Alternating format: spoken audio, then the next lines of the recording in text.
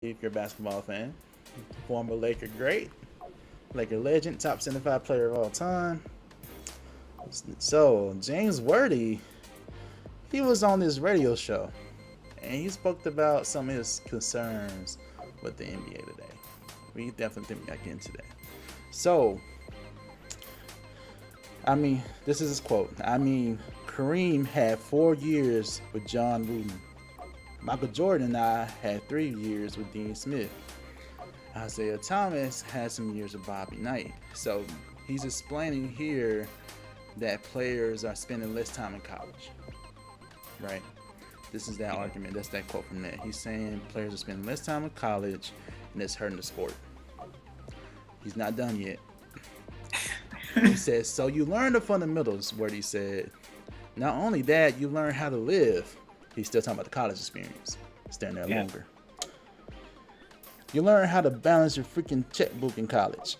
There's a lot of things. When you don't get that, guys are coming to the NBA who are not fundamentally sound. All they do is practice threes, lift weights, get tattoos, tweet, and go on social media. That's it. Hold on. One more. Okay. So you don't have that sound player. You have an athletic player. And that's what's happening in the game. It's a lot of ISO and looking for mismatches. Bill Russell told me one time they had 5 options off of one play. You don't see that anymore. James Worthy went in. So, and do you agree with James Worthy? All players do is practice threes, lift weights, get tattoos, tweet, and go on social media. I mean, man. So funny thing, I actually saw KD retweet part of this, but I didn't know he said all of this. I didn't know about all of this quote. All they do is practice threes, lift weights, get tattoos, tweet, go on social media. First of all, shout out to James Worthy, one of the greatest players of all time. He's valid in a few things that he's saying. I'm not saying that all these guys do is practice threes, but honestly, the way the league is, it's evolved a lot. It's changed a lot since the 80s, 90s, since his era. We don't see a lot of college standout players that go and play 2 to 4 years. They one and done is pretty much the way that the league operates now, but I don't agree with all of it. But I agree with some of what he's saying. There's the way that the game is played today is more so of a lot of ISO and a lot of the Curry range threes. It's hard for me to say, but like Steph and Clay and all these like great NBA players have changed the game for good and bad. Like kids, I remember when I was growing up playing, my dad used to always tell me work on my jump shot and not like threes, mid-range. And that helped to build up to that. But I'm pretty sure a lot of kids like are trying to pull up from half court these days. Good thing, bad thing, it depends. But it's a different world that we live in with social media and stuff. It's just it's a lot, man. It's a lot. But yeah, I agree with some stuff. I disagree with some of this. So, what part you disagree with for the most part? The part you disagree with is what? I don't think that all guys are just shooting the three strictly. I think some dudes are actually like working on their game and everything.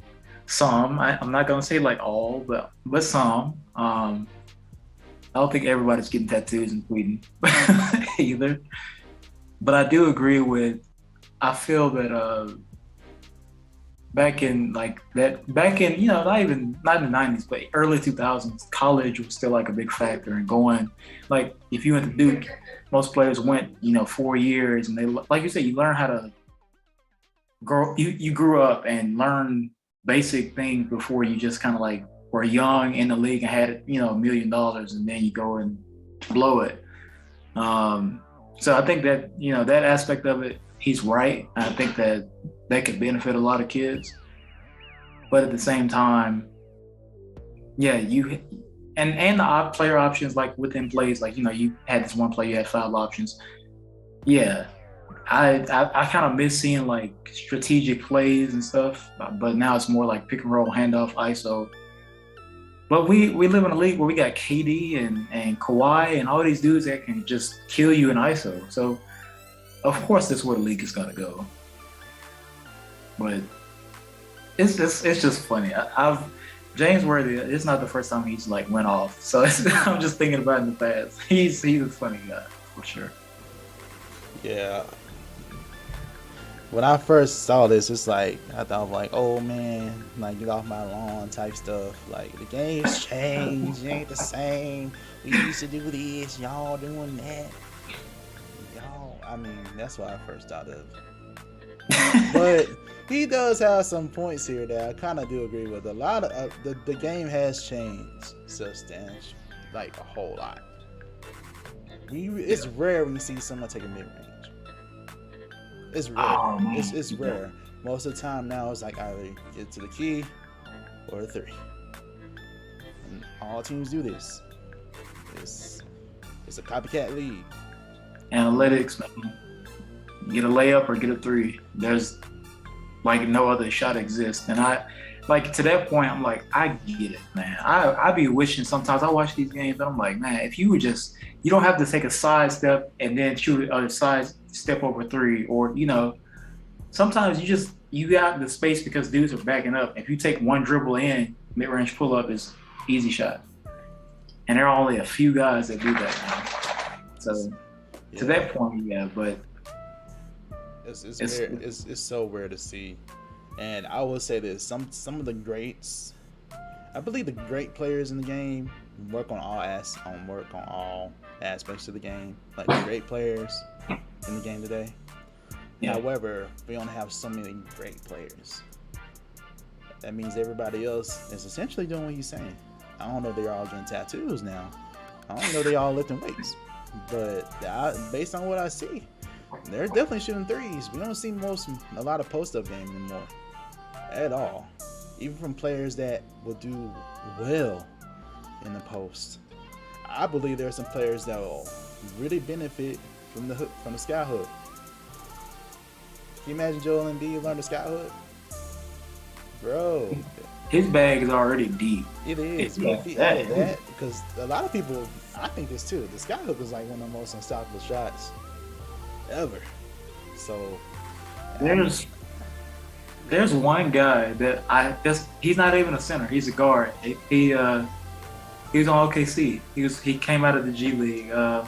Can't remember his name. What's the guy name? He's a guard, but he has the hook like in his bag, and he uses it like every game. And I'm like, this dude literally is shooting hook shots at like as a 6-foot guard, and he can't be stopped.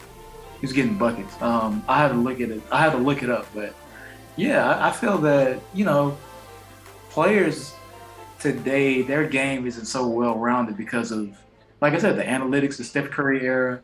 Everyone has to shoot 3s, and it's like that's good, and it's cool to see this many shots and points and 3s being made, but it's also like, all right, well, if like you said, like I think we talked about this before too. Like you just said, Joel Embiid, a guy that used to be in the post in college and then maybe early in his NBA career was Karl-Anthony Towns, and I feel like if he would get down low and just back to the basket, he was pretty dominant. But now all he does is be on the perimeter, shoot 3s, and we saw how that worked out for them against Memphis. And then to another point, at the same time, I disagree with some of the play calling in the NBA is because of you're playing in the NBA. Like I said, you're playing against generational talent sometimes, and in college, yeah, you got to run this many sets. And you probably a lot of teams, a lot of organizations. JJ already talked about this. Are running the same sets they've been running for years. So, but then you get to the NBA and it's like, I'm just gonna give KD the ball. I'm just gonna give Kyrie the ball. I'm just gonna give Joel Embiid the ball and let them do it, go to work. And they're just so good that you can't really. There's no like amount of plays that it matters. These guys are just naturally that good. Yeah, so they are, but I think a lot of this does have to do with coaching. Because if you're a coach, it's up to you to implement whatever system you want to implement. So if you're a coach, most coaches are going to center their offense around the player, the best player. That's how most offenses operate now. Especially when you have a superstar caliber player. Yeah. But I think some of the best teams we've seen recently utilizes everyone to a certain degree. You have different options. On top of my head, I'm thinking about the Suns and the Grizzlies. They're teams that utilize all their personnel. Think about how well the Grizzlies played without Ja Morant. That's because of a team system. Multiple options.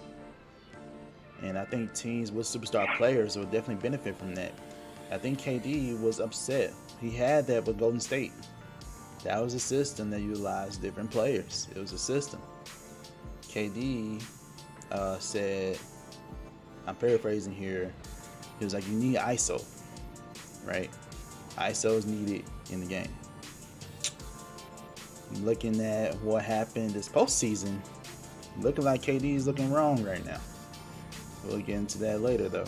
But I'm just saying, it'll be nice to see more, just something different. Because I swear it's the same thing all the time. And say you do use a different system, other teams are not going to be used to defending that. It might work out to your benefit.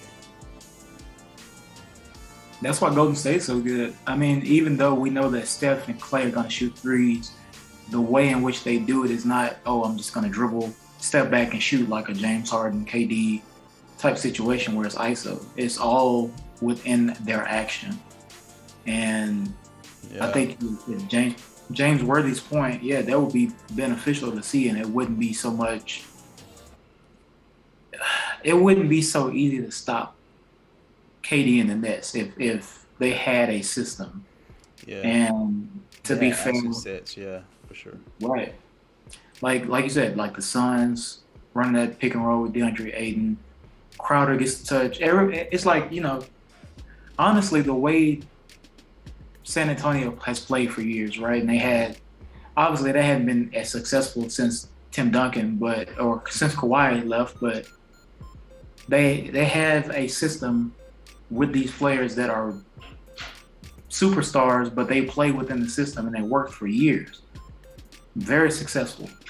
And if more teams will implement that type of change, that type of offense, it'll be more unpredictable. You could still throw ISO in there, but if you're doing ISO for 60% of the game, I'm just gonna send double team, triple team, help on the weak side, and you're gonna get stopped. You can't do that all game long. So to that point, he's right. You can't just have one option with an offense. Yeah. Oh, I found that player I was talking about. Xavier Simpson. He's a 6-foot guard who is on OKC. I think he got picked up from the G League. Hook shot. Check it out. I look it up, but as an OKC fan, that's my first time hearing that name. I ain't gonna lie. I was thinking some other guards there's Theo. That's on one guard I thought that was kind of unknown, or Trey Man, but I don't think Trey Man, he doesn't do that at all. So anyway, I'll look him up too, I guess. My team's tanking, so we're not relevant right now.